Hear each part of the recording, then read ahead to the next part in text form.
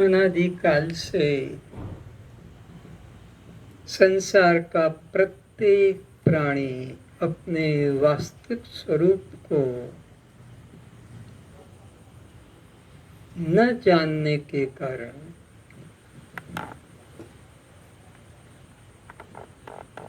चार प्रकार के मार्गों से जन्म लेता हुआ कभी अंडे से, कभी गर्भ से, कभी पसीने से, कभी पृथ्वी से 84 लाख योनियों का चक्र काटता आ रहा है।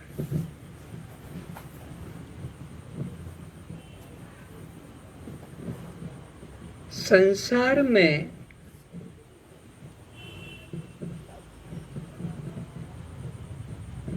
जैसा पिता का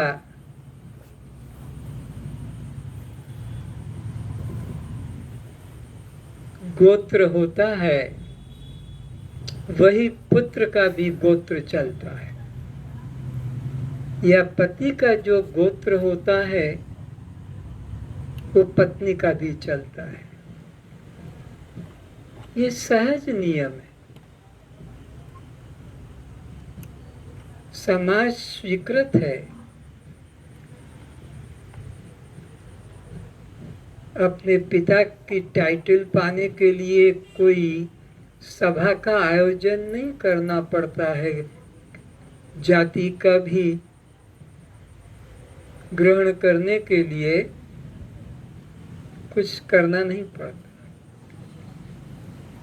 तो वो जो परम पिता हमारा है, सच्चिदानंद, जिसके 3 ये बड़ी बड़ी टाइटल है, सत, चित और आनंद,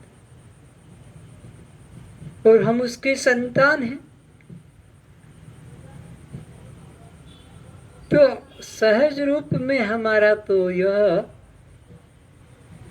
गोत्र, टाइटल या अभिमान होना ही चाहिए।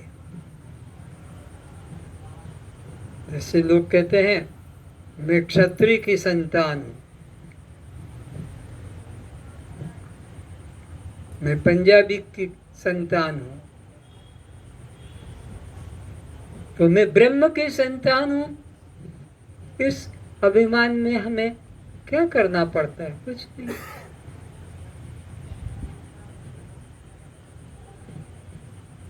बस स्वीकार कर लेने का है। जो हम नहीं हैं उसको मन से हटा देने का है, और जो हम हैं उसे स्वीकार कर लेने का है। पर इतनी सी बात समझ में नहीं आ रही है, उसी से ये जीव दुख पा रहा है। अगर मनुष्य जीवन में आकर नहीं समझे तो फिर कब समझोगे? अगर मनुष्य जीवन में ही तुम्हें कठिन लग रहा है ये समझना, तो क्या पशु जीवन में फिर ये सरल होगा? देवता तो यहाँ आने की इच्छा करते हैं। अगर वही सुलभता होती इस ज्ञान की तो वो यहाँ आने की इच्छा ना करते। तो हम सच्चिदानंद के अंश हैं, और अंश और अंशी में अंतर नहीं होता है। जैसे हम पिता के अंश हैं, तो हमारे पिता के अंदर जो जो इंद्रियां हैं, हमारे अंदर भी वही है। तो परमात्मा में जो जो विशेषण है वो हमारे में भी है। क्या है? सच्चित आनंद उसमें, और हम उसकी संतान हैं। तो हमारे अंदर भी वही सच्चित और आनंद है। ईश्वर अंश, अंश कैसा है? सच्चित आनंद। तो अंश कैसा हुआ? सहज। ईश्वर अंश जीव अविनाशी यानी सत, चेतन यानी चित, और आनंद स्वरूप है। आप सत क्यों हैं? क्योंकि आपका कभी नाश नहीं है। आप चित क्यों हैं? आप सबको जानते हैं। आप आनंद क्यों हैं? सब समय प्रिय हो। ये तो सहज आपका स्वभाव है। दुख नहीं चाहते क्योंकि आनंद स्वभाव है।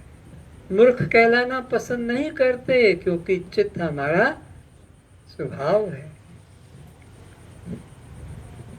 मृत्यु नहीं चाहते क्योंकि हम सत स्वभावी हैं। तो सत की जगह असत मान लिया, चित्त की जगह हमने जड़ मान लिया, और आनंद की जगह दुख उल्टा काम कर लिया। इसको फिर सीधा कर लो। इसलिए तो भगवान कहते हैं कि सन्मुख हो ही, अभी कैसे हैं? विमुख। असत जड़ दुख संसार की तरफ, तो उधर से ऐसे घूम जाओ तो अपने घर में आ गए। घर की तरफ पीठ करके तुम जितना भी तेज दौड़ोगे भागोगे, घर से दूर होते चले जा रहे हो। और घुमा दो गर्दन इधर तो घर में ही रहते हो। अष्टावक्र जी हम सभी लोगों को यही उपदेश दे रहे हैं कि तुम सच्चिदानंद स्वरूप आत्मा हो। जैसे लहर जल से अलग नहीं है, अलंकार स्वर्ण से अलग नहीं है, जीव ब्रह्म से अलग नहीं है। तो अपनी अनात्म बुद्धि को हटाओ, आत्म बुद्धि को जागृत करो। ऐसा अष्टावक्र जी के मुख से अब सुने।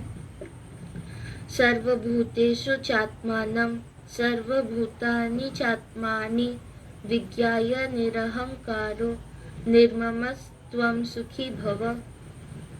अष्टावक्र जी कहते हैं, हे राजन, ब्रह्मा से लेकर तृण पर्यंत संपूर्ण भूतों में सबके कारण रूप अनुस्यूत एक ही आत्मा को जानकर और संपूर्ण भूतों को एक आत्मा में ही अध्यस्त रूप अर्थात कल्पित आरोपित जान, अहंकार और ममता रहित होकर तो सुख पूर्वक विचरण कर। अष्टावक्र जी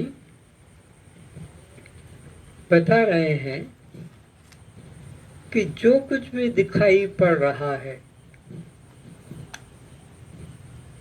उनको अपने रूप में, अपने स्वरूप में ऐसे ही जान जैसे जल के ऊपर लहरें, फैन और बुदबुदा होते हैं, पर वो लहर, फैन, बुदबुदा जल से अलग नहीं है। इसी प्रकार ये जो दिखाई पड़ता है दृश्य संसार, इसको तू अपने से भिन्न मत जान, बल्कि अपना ही रूप जान। स्वर्णकार एक ही स्वर्ण के विभिन्न आकार एवं तदनुसार उनका नामकरण कर देता है। ग्राहक अलंकारों के नाम आकार से ही लेन देन करते हैं। देखते हो स्वर्ण का एक बिस्किट, स्वर्ण का एक टुकड़ा, और उसके द्वारा सुनार अलग अलग आकार दे देता है, और ग्राहक आते हैं तो उन्हीं नामों से वो कहता है कि भाई इनको वो झुमका दिखा दो, इनको वो चूड़ी दिखाओ, इनको वो चेन दिखाओ, पर उसकी दृष्टि सोने पे है, अलंकारों से व्यवहार करता है। ये अच्छा, ये ले लो, ये नया डिजाइन चेन है, तो स्वर्णकार की दृष्टि में एक स्वर्ण ही है, व्यवहार में नाम होते हैं। तो तत्व दृष्टि की दृष्टि में एक ब्रह्म ही है, लेकिन व्यवहार में पिता माता पति पत्नी व्यवहार ऐसे ही करेगा, लेकिन अंदर से जानेगा ये ब्रह्म ही है, ये ब्रह्म ही है, ब्रह्म ही है, ये ब्रह्म ही है, ब्रह्म ही है। क्या मैं ही हूँ, मैं ही हूँ, मैं ही हूँ, मैं ही तो हूँ, मैं ही तो हूँ, आत्मा ही तो है, आत्मा ही तो है, आत्मा ही तो है। ये अंदर से उसकी कंटिन्यूएशन चलती रहती है, बाहर से वाणी से व्यवहार करता है। ग्राहक अलंकारों के नाम आकार से ही लेन देन करते हैं, किंतु स्वर्णकार की दृष्टि में एक स्वर्ण ही सत्य है। नाम आकार में उसकी कोई श्रद्धा भक्ति नहीं है। तुम स्वर्ण का जूता, चूहा, बाघ, कुत्ता बनाओ या गणेश, राम, कृष्ण बनाओ, वह सुनार तो स्वर्ण रूप में ही वजन अनुसार क्रय विक्रय करेगा। चूहे व गणेश की आकृति को महत्व नहीं देगा। नाम रूप से गंगा, यमुना, सरस्वती, कावेरी, गोदावरी, सतलज, चिनाब, झेलम, महानदी, कृष्ण आदि नदियां अलग अलग हैं, किंतु जल दृष्टि से, पृथ्वी दृष्टि से सब अभिन्न। इसी तरह चींटी से लेकर ब्रह्मा पर्यंत सर्वनाम रूप से भिन्न भिन्न है, परंतु मैं चेतन आत्मदृष्टि से सब एक है। परमात्मा अनेक नहीं है। हे जनक, जिस एक अभिन्न अखंड आत्मा का मैं रूप से बोध हो गया है, जिस एक अभिन्न अखंड आत्मा का मैं रूप से बोध हो गया है, वह किसी में भेद नहीं देखता है। जिस ज्ञानी को अद्वैत तत्व का, अखंड तत्व का, सर्वव्यापक तत्व का, ब्रह्म तत्व का मैं रूप में अनुभव हो गया है, फिर वो किसको अन्य समझेगा, फिर किससे वो भेद रखेगा, किसमें द्वेष करेगा?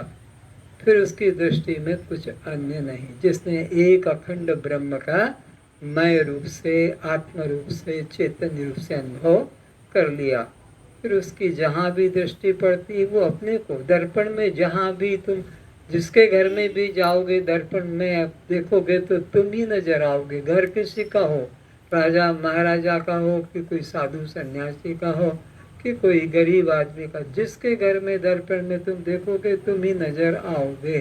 तो यहाँ पर तुम जहाँ भी दृष्टि डालोगे एक ही तुम्हारा ही स्वरूप नजर आएगा।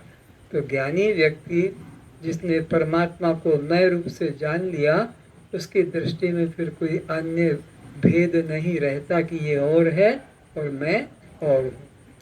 सब भेद मन कल्पित है। संसार की समस्त आकृति एवं नाम परमात्मा का ही विवर्त रूप है। कैसा विवर्त रूप है?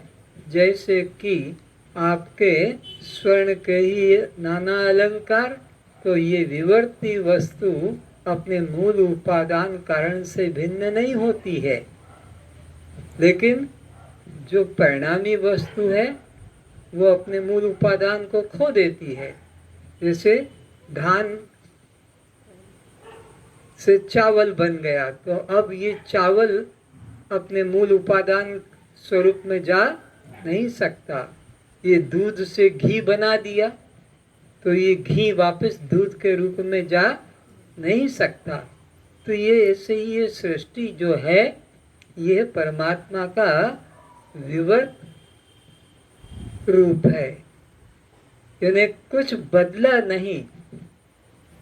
घड़ा की जगह सुराही या दीपक, ईटा, कुछ या रामकृष्ण आकार तो बना दो, लेकिन वो अपना मूल उपादान कारण मिट्टी ही है।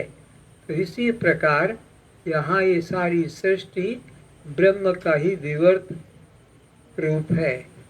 तो विवर्त रूप का मतलब है कि वो आकार नाम अलग अलग है, लेकिन मूल धातु तो वही है। हे आत्मन, जो वस्तु जैसी है उसे वैसी ही देखना सत्य को देखना है। चैन चूड़ी को देखना जैसा है वैसा देखना नहीं है, क्योंकि वह चूड़ी चैन तो नहीं है, वह तो केवल एकमात्र स्वर्ण है। इसी प्रकार संसार को देखना जैसा है वैसा ही देखना नहीं है, क्योंकि वह तो मैं आत्मा ही है, संसार तो है ही नहीं। जो सुनने में आता है वह संसार है, किंतु जिसे देखा जाता है वह परमात्मा है। सुना जाता है टेबल, देखा जाता है, सुना जाता है टेबल, देखा जाता है लकड़ी। सुना जाता है साइकिल, देखा जाता है लोहा। विकल्प सुना जाता है, विकल्प आधार देखा जाता है। तो विकल्प का आधार ही सत्य है, विकल्प तो कल्पना मात्र है। हर चीज के दो रूप है, एक सामान्य रूप है और एक विशेष रूप है। तो विशेष रूप देखा जाता है, सामान्य रूप सबको नहीं दिखता है।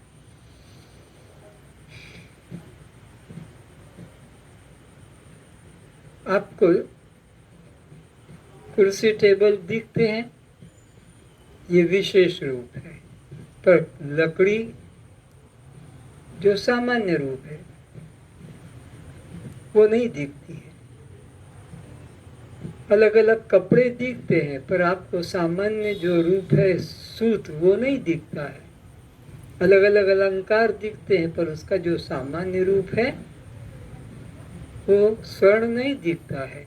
तो यहाँ भी आपको अलग अलग जीव 84 लाख प्रकार के ये अलंकार कह दो, ये दिखते हैं, लेकिन इनका जो आधार है सामान्य रूप वो है मैं तत्व या ब्रह्म तत्व, जिस पे ये सब आकार स्थित हैं। सबको जिसने पकड़ के जकड़ के रखा है। जैसे पुष्प माला में सूत वो नहीं दिखता है, पर पुष्प सब दिखाई पड़ते हैं, पर पुष्पों को धारण करने वाला सूत है। ऐसे ये जगत के सब जीव पुष्प की तरह हैं और इनको धारण करने वाला चैतन्य परमात्मा ही है। अविनाशी तो तद्विद्धि येन सर्वदम ततम। अविनाशी वही है जिस एक ने इन सबको पकड़ के रखा है। वह विशेष रूप तो सब देखते हैं, लेकिन सामान्य रूप को कोई देख नहीं पाता है, जबकि सामान्य रूप पर ही विशेष रूप घड़े जाते हैं। अनुभव विकल्प का नहीं होता।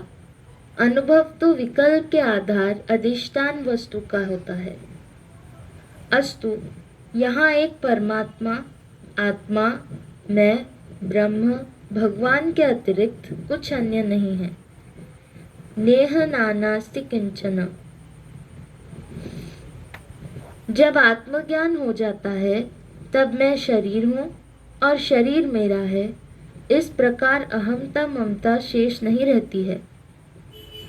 एकमात्र मैं ही आधार अधिष्ठान सत्य हूँ।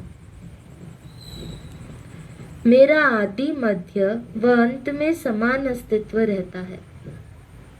सत्य में कोई परिवर्तन नहीं, सत्य में कोई विनाश नहीं। जो आदि में है वही मध्य में है और वही अंत में है। जो आदि में नहीं है और अंत में नहीं है, केवल मध्य में है, जैसे शरीर, तो इसको असत जानो। जन्म के पहले ये शरीर नहीं था और मृत्यु के बाद ये शरीर नहीं होगा। मध्य में दिख रहा है कुछ समय, तो इसे तुम कल्पना जानो। पर आदि में इसके पहले भी मैं था, वर्तमान में भी हूँ और भविष्य में भी रहता हूँ, इसलिए मैं ही एकमात्र सत्य हूँ। जब तक सब भूतों के नाम आकार में अधिष्ठान निज आत्मा को नहीं जाना है तथा सब भूतों को अपने आत्म स्वरूप में कल्पित अध्यस्त रूप असत नहीं जाना है, तब तक द्वैत प्रपंचों का मन में भस्मीभूत नहीं हो सकेगा। जब तक सब नाम रूप वाले आकारों को अपने आत्मा के साथ एकत्व नहीं जाना है, तब तक आपके मन से द्वैत भाव की समाप्ति नहीं हो सकेगी। द्वैत भाव की समाप्ति तभी होगी जब सब नाम रूप वाले आकारों को, शरीरों को अधिष्ठान आत्म रूप से जानेंगे, तभी आपके मन से यह द्वैत समाप्त होगा। परमात्मा की अखंडता। अहम आत्मा गुणाकेश सर्वभूताशय स्थितः अहम आदिश्य मध्यम च भूतानामंत एव च। हे आत्मन, मैं सब भूतों के हृदय में स्थित सब भूतों का आत्मा हूँ तथा संपूर्ण भूतों का आदि, मध्य और अंत भी मैं हूँ। जैसे स्वर्ण ही समस्त नाम रूप अलंकारों का एकमात्र अधिष्ठान कारणभूत है, यो अहम सर्वेषाम् अधिष्ठाता सर्वेषां च भूतानां पालकः सोहम पृथ्वी सोहम आपः सोहम तेजः सोहम वायुः सोहम कालः सोहम दिशाः सोहम आत्मा मयि सर्वं प्रतिष्ठितम्। ब्रह्मविद् दाप्नोति नानोति परम। जो यह सबका अधिष्ठान है, सब भूत प्राणियों का पालक है, वही मैं पृथ्वी हूँ, वही मैं जल हूँ, वही मैं तेज हूँ, वही मैं वायु हूँ, वही मैं सबका काल हूँ। सबको मैं ही महाप्रलय में अपने महोदर में लीन कर लेता हूँ। जैसे सारी नदियाँ सागर में लीन हो जाती है, सागर सबको स्थान देता है, किसी का तिरस्कार नहीं करता कि तुझे अपने में नहीं मिलाऊंगा। गंदे से गंदा नाला भी हो कि बड़ी से बड़ी नदी भी हो कि कोई छोटी झरना हो, ऐसे ही ये परमात्मा सभी प्राणियों को, पापी से पापी, अधम से अधम, निकृष्ट, सबको अपने महोदर में लीन कर लेता है। जैसे माँ अपने गंदे बच्चे को, जिसकी नाक बह रही है, कीचड़ में पैर है या कपड़े में मूत्र टट्टी है, तब भी उसको नफरत नहीं करती है, अपना लेती है। ऐसे ही परमात्मा सारे जीवों को अपने महोदर में स्थान दे देता है महाप्रलय के समय। और फिर जब सृष्टि की रचना होती है, तब उन जीवों को जहाँ जहाँ वो थे, जिस जिस आकार में थे, उसी आकार में उनको वापस स्थापित कर देता है। लेकिन जिन्होंने इसी जीवन में ब्रह्म ज्ञान प्राप्त कर लिया, पुण्य जग गए, कोई सद्गुरु मिल गया और उसका देह अध्यास मिटा दिया कि न तू देह है, न तू प्राण है, न कर्मेंद्रिय है, न ज्ञानेन्द्रिय है, न ये मन बुद्धि चित्त अहंकार है, न उनके विषय, तू इन सब से अलग दृष्टा साक्षी आत्मा है। ऐसा निश्चय किसी गुरु ने करा दिया तो वो यही मुक्त हो गया। उसके प्राण निकलकर और किसी बाहर के देश में नहीं जाएंगे। जैसे अज्ञानी के प्राण निकलकर अपने कर्म के अनुसार अन्य शरीरों में जाते हैं, वो ज्ञान हो जाने वाले को अन्य शरीर में जाना नहीं पड़ता है। लेकिन अज्ञानियों को सृष्टि काल में फिर वहाँ वो जन्म मिल जाता है। और पुराने जैसे जैसे उनके संस्कार थे, उनको उन्हीं संस्कारों से भर देता है, वो किसी में कम ज़्यादा नहीं करता है। वही मैं दिशा हूँ, वही मैं आत्मा हूँ, मेरे में ही ये सब प्रतिष्ठित है। ब्रह्मज्ञानी ही ऐसा अपने प्रति निश्चय कर परम पद को प्राप्त कर भव बंधन से मुक्त हो जाता है। जो ज्ञानी है वो क्या देखता है? मय्येव सकलम जातम, मयि सर्व प्रतिष्ठितम, मयि सर्वम लयम याति, तद अद्वय ब्रह्म अस्मिहम। अरे मेरे से ये सब पैदा होते हैं, मेरे से ही इन सब का जीवन निर्वाह होता है, और मुझ में ही ये सब लीन होते हैं। और ये उत्पत्ति करता और पालन करता और संहार करता, ये कोई ब्रह्मा विष्णु शंकर अलग नहीं है। मैं ही उत्पत्ति करता ब्रह्मा होता हूँ, मैं ही पालन करता विष्णु होता हूँ, और मैं ही उदासीन होकर इनसे संबंध तोड़ देता हूँ, तो मैं ही शंकर होता हूँ, मेरे अलावा कोई दूसरा नहीं है। ऐसा ज्ञानी अपने स्वरूप के प्रति निश्चय करते हैं। यह संपूर्ण दृश्य मान प्रपंच मुझसे ही उत्पन्न हुआ है। यह संपूर्ण दृश्यमान प्रपंच मुझसे ही उत्पन्न हुआ है, मुझ में ही प्रतिष्ठित है, और मुझ में ही संपूर्ण दृश्य जगत पुनः लय होता है। वह अद्वय ब्रह्म मैं ही हूँ। जो कुछ जड़ चेतन ब्रह्मांड में है, वह सब ईश्वर से आच्छादित है। मैं जल में रस हूँ, चंद्रमा और सूर्य में प्रकाश रूप हूँ, आकाश में शब्द और पुरुषों में पुरुषत्व हूँ। मैं पृथ्वी में पवित्र गंध। अब इस प्रकार से आपको दिव्य दृष्टि दी जा रही है।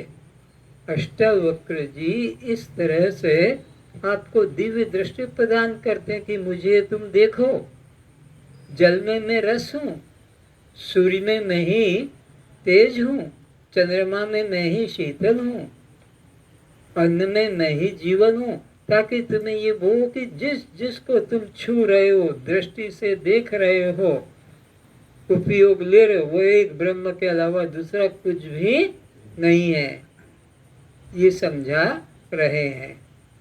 संपूर्ण भूतों का सनातन बीज मुझको ही जान। मैं बुद्धिमानों की बुद्धि और तेजस्वियों का तेज हूँ। मैं बलवानों का आसक्ति और कामनाओं से रहित बल अर्थात सामर्थ्य हूँ। क्योंकि बोला है सर्वम खलविदम ब्रह्म, यहाँ एक ब्रह्म के अलावा, चेतन के अलावा कुछ भी अन्य नहीं है, तो सब ब्रह्म है।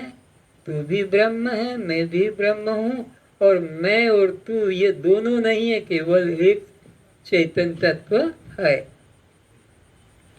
इस प्रकार जो सत्वगुण से उत्पन्न होने वाले भाव हैं और जो रजोगुण तथा तमोगुण से होने वाले भाव हैं, उन सबको तो मुझसे ही होने वाले जान, परंतु वास्तव में उनमें मैं और वे मुझ में नहीं हैं। स्वर्ण में कोई अलंकार नहीं है, और अलंकारों में स्वर्ण भी नहीं है, क्योंकि अलंकार है ही नहीं, तो अलंकारों में स्वर्ण घुसेगा कैसे? और वैसे सब आकार मेरे ही हैं। परमात्मा की व्यापकता का बोध करा रहे हैं कि मुझ में ही ये सारा जगत है, और मैं इस जगत में नहीं हूँ। तो जगत चीज है ही नहीं, ये बोध कराना। मैं जगत में नहीं हूँ, इन्हें जगत है ही नहीं। क्योंकि मुझसे इस जगत व जगत के प्राणियों को पृथक मानने से परमात्मा की अखंडता नष्ट हो जाएगी, परमात्मा अपूर्ण हो जाएगा। परमात्मा से जगत को अलग मान लोगे तो फिर परमात्मा की अखंडता नष्ट हो जाएगी कि जगत भी है और परमात्मा भी है। तो परमात्मा से भिन्न यहाँ जगत नाम की कोई वस्तु नहीं है। किसी अपवित्र वस्तु या व्यक्ति को छोड़कर वह सीमित अपूर्ण हो जाएगा। हे आत्मन, परमात्मा अखंड होने से उससे भिन्न कुछ भी नहीं। तब उसको पाने के लिए कौन साधन करेगा? क्या यहाँ दो परमात्मा है जो साधन कर उसे प्राप्त करेगा? पाने की जब बात आती है तो कहते हैं क्या दो परमात्मा है, क्या दो चेतन है? कौन किसे प्राप्त करेगा? जड़ चेतन को प्राप्त करेगा कि चेतन जड़ को प्राप्त करेगा? किसमें सामर्थ्य है प्राप्त करने की? जड़ आपको खोजेगा कि आप जड़ को खोजेंगे? निश्चित अपने मन में करना है कि चेतन ही जड़ को खोज सकता है, जड़ चेतन को नहीं। आपकी घड़ी खो गई है तो वो आपको नहीं ढूंढेगी कि मैं उसके हाथ में बंधी रहती थी, वो कहाँ गया हाथ है? वो चेन गले की टूट के गिर जाए तो वो चेन परेशान नहीं होगी कि वो कहाँ गया गला जिस व्यक्ति के गले में थी ना। तुमको परेशानी कि घड़ी मेरी कहाँ गई, चेन मेरी, क्योंकि तुम चैतन्य हो।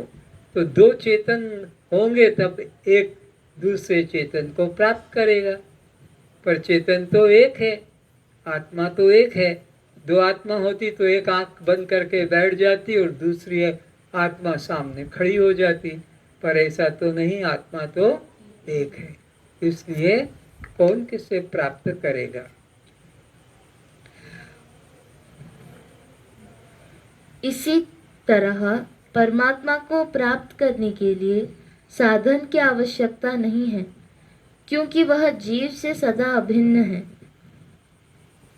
जो चीज भिन्न होती है उसे पाने के लिए साधन करना पड़ता है, पर अग्नि को उष्णता के लिए साधन करना नहीं पड़ता। क्यों नहीं करना पड़ता? क्योंकि उष्णता अग्नि से भिन्न वस्तु नहीं है। तो ऐसे ही परमात्मा जीवात्मा से भिन्न नहीं है। तो जीवात्मा को परमात्मा पाने के लिए कोई साधन करने की जरूरत नहीं है, बस ना समझी है, इससे ही दूर करना है। लेकिन अज्ञानी व्यक्ति देह के साथ मैं को मिला देता है, तो जन्मने मरने वाला मान लेता है। प्राण के साथ मैं को मिला देता है तो भूखा प्यासा मान लेता है। मन के साथ मिला देता है तो सुखी दुखी मान लेता है। जीव के साथ मिला देता है तो बंध मोक्ष वाला मान लेता है। जो सामने होता है उससे अपने को मिला लेता है तो वैसा ही अपने को मान लेता है। अगर इसने अपने को साक्षी से मिला लिया तो ब्रह्म रूप हो जाता है। फिर समझो, देह से मिलाता है तो जन्मने मरने वाला हो जाता है। प्राण से मिलाता है तो भूखा प्यासा हो जाता है। मन से मिला लेता है तो ये सुखी दुखी हो जाता है। जीव से मिला लेता है तो बंध मोक्ष वाला हो जाता है। और ब्रह्म से मिला लेता है, साक्षी से मिला लेता है तो ब्रह्म रूप हो जाता है। तो जिसके साथ तुम तादात्म्य करते हो वही हो जाते हो। देह के साथ तादात्म्य किया तो देह बन गए। कि ना हम देहो, मैं देह, ना हम प्राण, मैं प्राण नहीं हूँ, ना हम मन, मैं मन, ना हम जीव, मैं जीव नहीं हूँ। तो कस्तम सच्चिदानंदोहम, मैं सच्चिदानंद स्वरूप हूँ। ठीक।